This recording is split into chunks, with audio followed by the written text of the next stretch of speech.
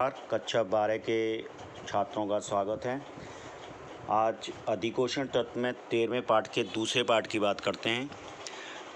दूसरे पाठ में बात करते हैं राष्ट्रीय कृषि और ग्रामीण विकास बैंक नाबार्ड, जिसको कहते हैं national bank for agriculture and rural development, NABARD NABARD। Sevaram समिति की सिफारिश पर 12 जुलाई 1982 को राष्ट्रीय कृषि एवं ग्रामीण बैंक की स्थापना की गई, जिसका संक्षिप्त नाम नाबार्ड NABARD है। इस बैंक को कृषि शाखा के सर्वोच्च बैंक के रूप में स्थापित किया गया है। कृषि वित्त व्यवस्था का समस्त कारोबार नाबार्ड पर है। यह कृषि दीर्घकालीन कोष तथा राष्ट्रीय कृषि ऋण कोष भी संचालन करती है। रिजर्व बैंक के कृषि शाखा विभाग तथा कृषि के पुनर्वित्त व विकास निगम का भी नाबार्ड में विलीनीकरण कर दिया गया है। 12 जुलाई 1982 को स्थापना हुई और इस बैंक को कृषि शाखा की आज के वर्तमान में ये बैंक कृषि शाखा के सर्वोच्च बैंक के रूप में स्थापित है। इस बैंक से पहले जितनी भी बहुत सी रिजर्व बैंक ने भी एक कृषि शाखा विभाग हुआ करता था। कृषि के पुनर्वित्त व विकास निगम का भी रिजर्व बैंक के में एक विभाग हुआ करता था, उसका भी इसमें मर्ज कर दिया गया, यानी उसमें उसका भी विलीनीकरण इसमें कर दिया गया। और बहुत कई राष्ट्रीय दीर्घकालीन कोष तथा राष्ट्रीय कृषि ऋण स्थिरीकरण कोष भी नाबार्ड को हस्तांतरित कर दिए गए और बहुत से अधिकार ऐसे नाबार्ड को दे दिए गए, क्योंकि सहकारी समितियों में बहुत अधिक शिकायतें भ्रष्टाचार की वजह से आने लगी थी। इसलिए सारी उन सहकारी संस्थाओं को इस बैंक से जोड़ दिया गया, जिससे कि देश के कृषि और ग्रामीण विकास को तेज़ी से साथ तरक्की कराई जा सके। पूंजी और प्रबंध की बात करते हैं नाबार्ड की। जब नाबार्ड की प्रारंभिक चुकता पूंजी 100 करोड़ थी, जिसमें भारत सरकार तथा रिजर्व बैंक का द्वारा बराबर का योगदान था। अधिकृत पूंजी आज 5,000 करोड़ से बढ़ाकर 20,000 रुपये करने की निर्णय हो चुका है तथा वर्ष 2016-17 के करीब केंद्रीय बजट में दीर्घकालीन ग्रामीण शाखा कोष के लिए नाबार्ड को 25,000 करोड़ रुपये अतिरिक्त प्रदान किए गए हैं। सब तो इसका मतलब पूंजी इसमें जो इसकी स्थापना हुई थी वो 100 करोड़ की पूंजी के साथ हुई थी, प्रारंभिक जो पूंजी थी। उसके बाद अधिकृत पूंजी 5,000 करोड़ तक ये कुछ सालों में बढ़ी। 96-97 में इस पूंजी को से बढ़ाकर और 7 फरवरी 2013 को इसमें और बढ़ोतरी हुई और ये 20,000 करोड़ करने का निर्णय हुआ है। इसमें 2016-17 के केंद्रीय बजट में भी इसके लिए जो ग्रामीण शाखा के लिए अलग से एक कोष बनाया का भी 25,000 करोड़ का जो था उसको भी इसी नाबार्ड के थ्रू देने की घोषणा की गई थी। इसका प्रबंध, अब बात करते हैं इसके प्रबंध की।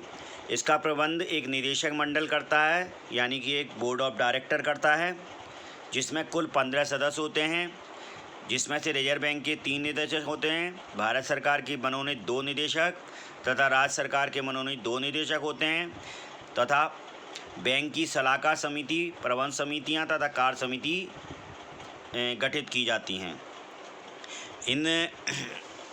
इसके अलावा चेयरमैन, प्रबंध निदेशक, ग्रामीण अर्थव्यवस्था के 2 विशेषज्ञ, सहकारिता तथा वाणिज्य बैंक के 2 विशेषज्ञ भी इसमें टोटल कुल मिलाकर 15 सदस्य होते हैं जो इसका प्रबंध करते हैं। अब बात करते हैं नाबार्ड के कार्यों की। क्या कार्य हैं नाबार्ड के? संस्थागत ग्रामीण शाखा संरचना को सुदृढ़ करना, यानी कि जो हमारी ग्रामीण शाखा है, ग्रामीण इलाकों में एक ही छत के नीचे अल्पकालीन, मध्यकालीन तथा दीर्घकालीन ऋणों की व्यवस्था करना इसका कार्य है, जिससे कि ग्रामीण इलाकों में ऋण की सुविधा आसान हो सके, सुदृढ़ हो सके। दूसरा प्रकार है कृषि शाखा का पुनर्वित्त। कृषि शाखा का पुनर्वित्त से मतलब है इस बैंक का मुख्य कार्य है राज्य सरकारों, राज्य सहकारी बैंकों भूमि विकास बैंकों, क्षेत्रीय ग्रामीण बैंक तथा अन्य वित्तीय संस्था को कृषि व लघु व कुटीर उद्योगों के लिए, हस्तकला तथा ग्रामीण विकास के लिए ऋणों की ये उपलब्ध कराता है। ये सीधा ग्राहक को ऋण उपलब्ध नहीं कराता है, बल्कि राज्य सरकार की सहकारी बैंक, भूमि विकास बैंक, क्षेत्रीय ग्रामीण बैंक और अन्य जो वित्तीय संस्थाएं हैं जो कृषि को, लघु व कुटीर उद्योग को, हस्तकला तथा ग्रामीण विकास को जो लोन देते हैं, उनको ये लोन देता है। ये सीधा लोन व्यक्ति को नहीं, किसान को नहीं देता है, बल्कि जो लोन देते हैं उन्हें, उनको ये लोन उपलब्ध कराता है। इसके बाद सहकारी बैंकों तथा ग्रामीण बैंकों का निरीक्षण यही बैंक नाबार्ड के द्वारा किया जाता है, यानी कि वो सही तरह से काम कर रहे हैं या नहीं कर रहे हैं, और किस तरह से वो लोन ग्रामीण इलाकों में ये साख की व्यवस्था को सुदृढ़ कर रहे हैं। ये काम, इसके निरीक्षण का काम भी ये करता है। कृषि तथा ग्रामीण विकास कार्यों में अनुसंधान के लिए भी ये प्रोत्साहित करता है तथा उनके लिए भी वित्त की व्यवस्था करता है। केंद्र सरकार तथा रिजर्व बैंक के एजेंट के रूप में भी कार्य करता है। केंद्र सरकार एजेंट के रूप के साथ तात्पर्य है, यह बैंक ग्रामीण विकास के क्षेत्र में भारत सरकार के एजेंट के रूप में कार्य करता है। कैसे? ये ग्रामीण विकास तथा ग्रामीण बैंकिंग के संबंध में प्रशिक्षण देता है, खोज एवं सूचना के आदान प्रदान की सुविधाएं प्रदान करता है। यह रिजर्व बैंक की ग्रामीण शाखा विभाग, जो पहला रिजर्व बैंक की ग्रामीण शाखा विभाग था, वो अब पूरी तरह से नाबार्ड के अंतर्गत आता है, इसलिए रिजर्व बैंक के उस विभाग का कार्य भी करता है। कृषि पुनर्वित्त तथा विकास कार्यों के लिए कार्यों को करता है। संक्षेप में, ग्रामीण तथा विकास के क्षेत्र में नाबार्ड भारत सरकार तथा रिजर्व बैंक का मध्यस्थ के रूप में कार्य करता है। इसके बाद बात करते हैं नाबार्ड की उपलब्धियां या लाभ, जिसको हम लाभ भी कह सकते हैं। नाबार्ड की वजह से संसाधनों में वृद्धि हुई है ग्रामीण इलाकों में, यानी कि जो वित्त उपलब्ध कराया जाता है, जो ऋण उपलब्ध कराए जाते हैं, वो उसके लिए संसाधनों में पहले कमी थी, अब आज की स्थिति में उनमें वृद्धि हो गई है, काफ़ी हद तक वृद्धि हो गई है। पुनर्वित्त की सुविधाएं देता है। पुनर्वित्त की सुविधाओं से मतलब है, ये राज्य की सहकारी बैंकों को, राज्य सरकार को, ग्रामीण बैंकों को, क्षेत्रीय ग्रामीण बैंकों को लोन उपलब्ध कराता है। ऋण, यानी कि आगे लोन दे, ये लोन दें जिससे ये उन्हें लोन कर उपलब्ध कराता है, जिससे वो आगे ग्रामीणों को लोन दे पाते हैं, ऋण दे पाते हैं। ग्रामीण आधारित संरचना विकास निधि की स्थापना। ग्रामीण आधारित संरचना विकास का मतलब है, जो ग्रामीण इलाके हैं उसमें सड़कें, सिंचाई, पुल आदि से संबंधित योजनाओं को पूरा करने के लिए इस निधि की स्थापना 1 अप्रैल 1995 को की गई और ये नाबार्ड के अंतर्गत की गई। इसलिए ये नाबार्ड उस योजना के अंतर्गत पुलों का निर्माण भी करते हैं, सिंचाई के लिए वित्त की उपलब्ध कराते हैं, पुल आदि करेंगे, जिससे कि ग्रामीण इलाके देश की मुख्य धारा से जुड़ सकें। इसके बाद किसान क्रेडिट योजना।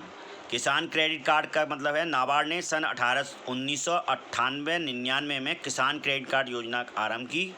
इस योजना में उद्देश्य किसानों को समस्त वर्ष, यानी पूरे साल, केवल उत्पादक ऋणों के लिए, उत्पादक ऋण से मतलब होता है जो कृषि के लिए आवश्यक हैं उनके लिए, जैसे बीज के लिए, खाद के लिए या सिंचाई के लिए, अन्य ऐसी जो कृषि उत्पादन से संबंधित ऋण हैं, उन ऋणों को देने के लिए उसको ने किसान क्रेडिट कार्ड योजना की शुभारंभ किया है।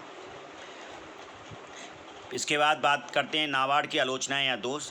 इतना काम करने की उपलब्धियों के बावजूद भी कुछ दोष नाबार्ड में हैं, वो ये हैं: अपर्याप्त वित्तीय सुविधाएं। अभी भी देश की जो कृषि और ग्रामीण विकास की आवश्यकताओं को देखते हुए नाबार्ड अभी भी पर्याप्त मात्रा में वित्त उपलब्ध नहीं करा पा रहा। सहायता कुछ कार्यों तक ही सीमित है और ये केवल 54% भाग ही, जो वास्तव में आवश्यकता है वहाँ का केवल 54% भाग ही लघु सिंचाई तथा मशीनीकरण के लिए ऋण देता है, यानी कि बहुत सी चीज़ों के लिए ऋण नहीं देता है, कुछ कार्यों के लिए ही देता है। इस हिसाब से केवल 54% ही आवश्यकताओं के लिए ऋण देता है। क्षेत्रीय अनुसंधान में कमी आई है, नहीं है। नाबार्ड द्वारा पिछड़े और अवस्थित ग्रामीण क्षेत्रों को काफ़ी वित्तीय सहायता दी गई है, लेकिन कुछ जो ज़्यादा अविकसित ग्रामीण क्षेत्र हैं या पिछड़े ग्रामीण क्षेत्र हैं, वहाँ तक अभी भी ये आवश्यकताओं की पूर्ति नहीं कर पाया, जिससे क्षेत्रीय असंतुलन में कोई कमी अभी भी नहीं आई है। प्रशासनिक विलंब तथा भ्रष्टाचार, सबसे बड़ा इसका कारण, जो इसका दोष है या आलोचना है, वो यही है कि इसमें प्रशासनिक विलंब बहुत होता है। यानी कि जब लोन की आवश्यकता किसान को होती है तब तो मिल नहीं पाता है, या उन जो जिन संस्थाओं को ये ऋण देते हैं तब तो मिल नहीं पाता है, और बाद में और तथा भ्रष्टाचार भी बहुत अधिक है, क्योंकि सरकारी योजनाओं के कारण सरकारी काफ़ी कुछ नियमों का पालन करना पड़ता है, जिसकी ये भ्रष्टाचार में होने के कारण ऐसा लाभ इसी ये दोष हैं। उपयुक्त आधार पर हम ये कह सकते हैं कि नाबार्ड कृषि तथा ग्रामीण विकास की वित्त व्यवस्था महत्वपूर्ण भूमिका निभा रहा है। लेकिन अगर इसकी आलोचना है और देश को देखें तो ये देश की स्थिति के अनुसार और प्रशासनिक तथा सरकारी दोष हैं, ना कि नाबार्ड के। तो हम ये कह सकते हैं कि नाबार्ड वास्तव में कृषि तथा ग्रामीण विकास के लिए वित्त व्यवस्था में महत्वपूर्ण भूमिका निभा रहा है। अब बात करते हैं क्षेत्रीय ग्रामीण bank, regional rural bank. Bharat सरकार ने 26 सितंबर 1975 को एक अध्यादेश जारी करके देश में ग्रामीण बैंक स्थापित करने की घोषणा की। यानी कि जो ग्रामीण क्षेत्रों में जो महाजन और साहूकारों का जो शोषण हो रहा था किसानों को, उसको रोकने के लिए तथा बैंकिंग सुविधाएं उपलब्ध कराने के लिए 26 सितंबर 1975 को एक अध्यादेश जारी करके इन क्षेत्रीय ग्रामीण बैंकों की स्थापना की। 2 अक्टूबर 1975 को 5 क्षेत्रीय ग्रामीण बैंक स्थापित किए गए, जो उत्तर प्रदेश में मुरादाबाद और गोरखपुर में, हरियाणा में भिवानी में, राजस्थान में जयपुर में और पश्चिम बंगाल के मालदा में स्थापित किए गए। इन बैंकों की स्थापना ग्रामीण क्षेत्र के कमज़ोर वर्गों, छोटे सीमांत किसानों, भूमिहीन मजदूरों, दस्तकारों तथा छोटे उद्यमियों को ऋण संबंधी आवश्यकताओं पूरा करने के लिए किया गया। इन बैंकों की स्थापना इसलिए की गई ताकि कमज़ोर वर्गों को, छोटे सीमांत जो जिनके पास भूमिहीन किसान हैं वो उनको, और भूमिहीन मजदूरों को और दस्तकारों को तथा छोटे उद्योगों को अपनी ऋण संबंधी आवश्यकताओं पूरा करने के लिए इनकी स्थापना की गई थी।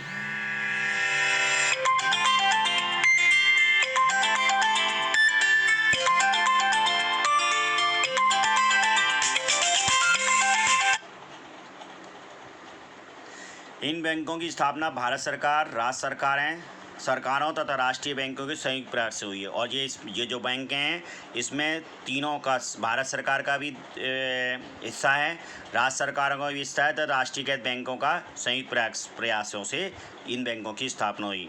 भारत सरकार इसमें, अब बात करते हैं क्षेत्रीय ग्रामीण बैंकों की आवश्यकता क्यों हुई। ग्रामीण क्षेत्रों के पिछड़े तथा निर्धन वर्गों की अपेक्षा के कारण, क्योंकि ग्रामीण क्षेत्र के जो पिछड़े तथा निर्धन वर्ग थे, वहाँ उनको ये आवश्यकताएं, ऋण की आवश्यकताएं पूरी नहीं हो पाती थी। वाणिज्य बैंक उनको ज़्यादा महत्व नहीं देते थे। इस वजह से इन बैंकों की स्थापना करने की आवश्यकता पड़ी। व्यापारी बैंकों की जटिल कार्यप्रणाली के कारण भी, व्यापारी बैंकों की जो प्रणालियाँ थी लोन देने की, वो भी बहुत कठिन प्रणालियाँ थीं। ऐसी स्थिति में इन बैंकों की स्थापना की गई। ग्रामीण मनोवृत्ति वाले कर्मचारियों के अभाव के कारण, क्योंकि जो वाणिज्य बैंकों के कर्मचारी थे वो सिर्फ लाभ को अब महत्व देते थे, इस वजह से ग्रामीण इलाकों को ये ज़्यादा महत्व नहीं देते थे। इस वजह से भी एक आवश्यकता पड़ी। अब बात करते हैं क्षेत्रीय ग्रामीण बैंकों के उद्देश्य एवं कार्य। ग्रामीण क्षेत्रों में कृषि उत्पादन में वृद्धि के लिए सक्षम विधाओं का विस्तार करना।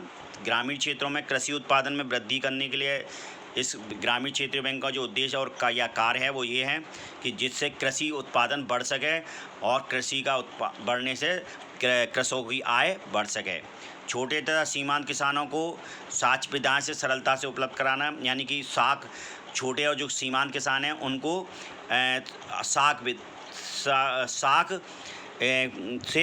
साख उपलब्ध कराना, आसानी से सरलता से उन्हें लोन मिल जाए, इसलिए ये ग्रामीण बैंकों का कार्य है।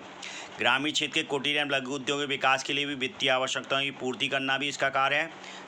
जो ग्रामीण क्षेत्र हैं उसमें जो कुटीर उद्योग हैं या लघु उद्योग हैं, उनका विकास करना भी, उनके विकास के लिए उनकी वित्तीय आवश्यकता की पूर्ति करना, यानी उन्हें लोन देना, ये भी उनकी आवश्यकता। इस वजह से भी ये 6 क्षेत्रीय बैंकों का क्षेत्रीय ग्रामीण बैंकों का कार्य है। कृषि मजदूरों तथा ग्रामीण कार्यों को आर्थिक कल्याण हेतु वित्तीय मदद करना। जो कृषि के मजदूर हैं तथा ग्रामीण कार्य हैं उनको आर्थिक कल्याण के लिए भी वित्तीय मदद करने के लिए भी ग्रामीण बैंकों की स्थापना की गई, जिससे कि वो भी देश की मुख्यधारा में जुड़ सकें। बैंकिंग नियमन अधिनियम 1995 का बैंकिंग कार्य करते हैं। ये बैंक क्षेत्रीय ग्रामीण बैंक जो हैं सभी बैंकिंग कार्य करते हैं। जो बैंकिंग नियमन अधिनियम 1995 में बैंकिंग कार्य के लिए बताए गए हैं वो सारे कार्य क्षेत्रीय ग्रामीण बैंक भी करते हैं। विशेष रूप से लघु किसानों एवं खेतिहर श्रमिकों को ऋण व अग्रिम प्रदान करना। विशेष रूप से लघु किसान जो छोटे किसान हैं जिनकी छोटी भूमियाँ हैं, छोटी और खेतिहर श्रमिक हैं उनको आसानी से ऋण मिल जाए, ये इनका मुख्य उद्देश्य होता है।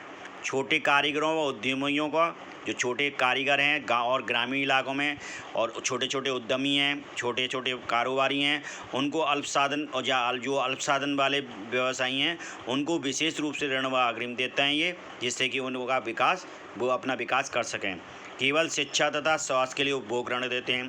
कंज्यूमर लोन के लिए केवल शिक्षा और स्वास्थ्य के लिए ये लोन देते हैं, अन्य किसी कार्य के लिए लोन नहीं देते। उपभोग वाला ऋण कंज्यूमर लोन, पर्सनल लोन जो कहलाता है।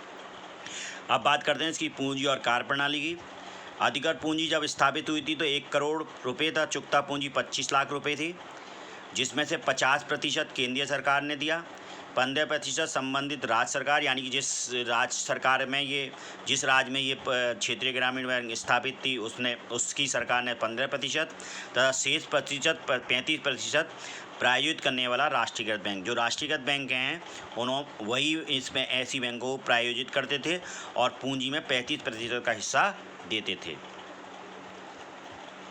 अब बात करते हैं कुछ इसकी महत्वपूर्ण बातों की। जैसे इन कार्यों का कार्य मिनिमम 1 जिले में तथा मैक्सिमम 5 जिलों तक सीमित होता है, यानी कि 1 जिले में और 5 जिलों तक अधिक से अधिक 5 जिलों तक ये कार्य करती हैं, यानी कि उन्हीं जिलों में इसकी शाखाएं कम से कम 1 जिले में और ज़्यादा से ज़्यादा 5 जिलों में इनकी शाखाएं सीमित हैं, यानी कि उससे बड़ा इलाका इनके पास नहीं होता है। भूमिहीन किसानों, देहाती कारीगरों एवं सीमांत किसानों को ये ऋण देते हैं, यानी कि जो किसान भूमिहीन हैं, देहाती कारीगर हैं और सीमांत किसान हैं उनको को ही ये लोन उपलब्ध कराते हैं। सहकारी साख समिति द्वारा ली जाने वाली ब्याज दर के बराबर ब्याज लेते हैं ये। इनकी ब्याज भी सहकारी समिति जो लेती है वही ब्याज ये भी लेते हैं। कार्य प्रणाली सरल है तथा लेखा जोखा स्थानीय भाषा में रखा जाता है। सरल कार्य प्रणाली है इनके यहाँ, और लेखा जोखा जो वहाँ की स्थानीय भाषा है वहाँ उसी में उसका लेखा जोखा किया जाता है, इसलिए ये बहुत सरल प्रणाली है। 25% सरल कोष, अपने कोषों का 25% सरल कोष के रूप में यानी सुरक्षित कोष के रूप में, 3% नकद कोष के रूप में ये अपने पास रखते हैं तथा 15 लाख की जमा राशि पर 1 करोड़ रुपये का लोन दे सकते हैं। अगर आप 15 लाख की जमा राशि करेंगे तो 1 करोड़ का लोन दे देंगे। ये सीधे सा है, ये सीधा ग्राहक को नहीं देते हैं। ये 15 लाख की जमा राशि पर 1 करोड़ की राशि का ऋण दे सकते हैं। 12 जुलाई 1982 से इन बैंकों पर नाबार्ड का नियंत्रण हो गया, यानी कि 12 जुलाई 1982 से ये बैंक नाबार्ड के नियंत्रण में आ गए। ये अपने कोष जनता से स्वीकार करके नाबार्ड से प्राप्त करते हैं। प्रायोजक बैंक जो इनकी होती है, जो इनको स्पॉन्सर करती है राष्ट्रीयकृत बैंक, उससे लेते हैं तथा भारतीय उद्योग विकास बैंक उससे लेते हैं तथा अन्य संस्थाओं से ऋण प्राप्त करते हैं। यानी कि अपनी जो पूंजी प्राप्त करते हैं या अपने जो कोष प्राप्त करते हैं वो या तो जनता से जमा स्वीकार करके प्राप्त कर लेते हैं, नाबार्ड द्वारा लोन प्राप्त कर लेते हैं, प्रायोजक बैंक से द्वारा लोन प्राप्त कर लेते हैं या उस पूंजी प्राप्त कर लेते हैं तथा भारतीय उद्योग बैंक के तथा अन्य संस्थाओं से ऋण प्राप्त करते हैं। उससे अपने ये कोष बनाते हैं जिससे आगे लोन वगैरह उपलब्ध करा देते हैं। अप्रैल 1987 से कैलका समिति की सिफारिशों को ध्यान में रखते हुए सरकार ने क्षेत्रीय ग्रामीण बैंकों की स्थापना बंद कर दी, यानी कि अप्रैल 1987 से कोई नई क्षेत्रीय ग्रामीण बैंक की स्थापना नहीं की गई, बल्कि कई बैंकों का विलीनीकरण करा गया, यानी कि उनको मिला दिया गया। ग्रामीण बैंक की 2 तरह समस्याएँ। अब ग्रामीण बैंक में क्या बैंक के 2 समस्याएं सामने आई। बकाया ऋण राशि में निरंतर वृद्धि हो रही है इनकी, जो बकाया यानी लोन की जो राशि जो हैं वो निरंतर बढ़ते जा रहे हैं, यानी कि NPA बढ़ता जा रहा है। इसका मतलब है उनका जो लोन देते हैं उनकी वसूली नहीं हो पा रही है। बहु एजेंसी नियंत्रण के दोष, बहु एजेंसी है क्योंकि इसमें राज्य सरकार का भी हिस्सा है, केंद्रीय सरकार का भी हिस्सा है, प्रायोजित बैंक का भी हिस्सा है। तो अब वो तीनों एजेंसी अलग अलग हैं, इसके कारण इस पर नियंत्रण अच्छी तरह से नहीं हो पाता है। बैंकों का हानि में चलना, और ये बैंकें बहुत काफ़ी हद तक हानि में चल रही हैं। 196 में से 147 क्षेत्रीय ग्रामीण बैंक घाटे में चल रही हैं। इसी के उभरने के लिए 1993-94 में पुनर्पूंजीकरण प्रक्रिया की आरंभ की गई, जिसके अंतर्गत कई ग्रामीण बैंकों का विलयन किया गया, यानी कि उनको बनाकर एक किया गया। बैंकों को सशक्त करने के उद्देश्य से बैंकों को सशक्त करने के उद्देश्य से भारत सरकार ने सितंबर 2005 में इनके चरणबद्ध ढंग से विलय की योजना आरंभ की, यानी सितंबर 2005 से इनको आपस में मिलाना, यानी कई बैंकें बन गई थी ऐसे, तो उनको उससे कुछ खास फ़ायदा नहीं हो पा रहा था। तो ऐसी स्थिति में उनको क्या करा, बना दिया गया, एक कर दिया गया, यानी कि चरण विलय की योजना आरंभ की गई, जिसके फलस्वरूप 31 दिसंबर 2016 तक इनकी संख्या 56 रह गई, जिनकी 21,367 शाखाएँ हैं, और जो 73% ग्रामीण क्षेत्रों में हैं, यानी कि कुल शाखाओं का 73% ग्रामीण क्षेत्रों में है इन बैंकों का। जबकि जून 2012 में ये 82 थी। 31